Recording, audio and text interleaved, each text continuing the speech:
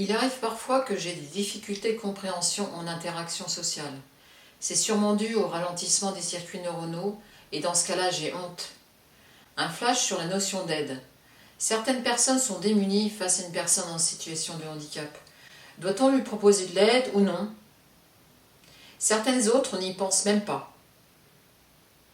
Et enfin, parce que je viens de le vivre récemment, il n'est pas trop aidant de faire à la place de, comme un enfant. Il est important pour nous de nous réapproprier l'autonomie, la prise de risque, de faire une erreur, surtout si l'enjeu est mineur. Par ailleurs, je ne supporte plus la pression. Me dépêcher est impossible, cela me génère du stress et je ne parviens pas à avoir des gestes précis. J'oublie beaucoup de choses, je m'énerve. A contrario, je me montre très souvent impatiente. Il y a un décalage entre mes pensées et mes actes. C'est assez insupportable pour l'entourage et difficile pour moi. Surtout de reformuler car j'essaye de me dépêcher, de réexpliquer et c'est encore moins clair. L'intonation que j'emploie est souvent inadaptée. Je crains tellement qu'on m'interrompe ou qu'on ne m'écoute pas que je parle très vite, sans respirer et très sèchement. Un profond sentiment de solitude et la sensation d'être incomprise m'envahit trop fréquemment. Je l'ai déjà évoqué, l'anxiété est forte pour nombre de situations, surtout quand je ne les maîtrise pas. Perdre le contrôle est difficile, en tout cas pour moi. J'étais déjà émotive, aujourd'hui je suis hyper émotive. Pour tout. Joie, peine, etc. Et c'est souvent très gênant.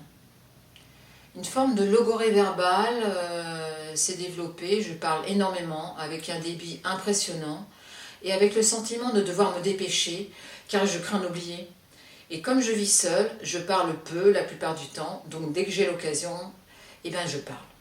C'est aussi pour ça que je m'exprime davantage par le dessin ou la peinture, l'écriture, et maintenant la danse. Aujourd'hui, je suis en capacité de pratiquer des enchaînements en musique, et d'ailleurs il y a une vidéo qui sera ajoutée, grâce au professionnalisme bienveillant de Sylvie Deletraz, mon professeur de danse indépendante, qui fait des kilomètres chaque mardi pour me dispenser un cours de danse individuel avec des échauffements, toutefois semblables à ses cours collectifs d'après elle. Je pleure très souvent lors de ces séances, tellement la fatigue cérébrale est intense. Ça demande de la concentration, de la coordination et de l'attention. Mais quelle belle récompense au travail accompli. J'adore collaborer avec Sylvie qui s'adapte à ma pathologie et accepte aussi mes émotions débordantes. Et dimanche 26 décembre 2021, j'ai rejoint l'association Loisirs Assis Évasion, partenaire de l'APF, l'Association des paralysés de France, et c'est avec Fred Bougnol, moniteur de ski spécialisé pour les publics en situation de handicap, que je descendrai, avec une vidéo à l'appui, une piste à Combloux, sur 2 skis, durant plus d'1 heure. Mais quelle joie et quel bonheur de réaliser ce rêve de ski à nouveau. J'ajoute que ma récupération s'appuie sur un ensemble d'approches thérapeutiques qui, assemblées les unes aux autres, me confèrent un mieux-être. Certes, beaucoup de fatigue, mais d'énormes progrès. Il est aussi important de se sentir bien avec ses thérapeutes. C'est même essentiel. La priorité pour moi est l'écoute et la bienveillance associées à un professionnalisme. Ma relation à mon corps a évolué aussi. Je sais ce qui est bon pour moi et ma façon de me relier à moi est bien différente d'avant cet accident. Et merci Alexandre Jacquelin, thérapeute humaniste, qui m'a énormément aidée. Ma vision des situations, ma perception de mon environnement et du monde a bien changé. Je garde encore de l'énergie pour contester les situations et les comportements qui ne me conviennent pas.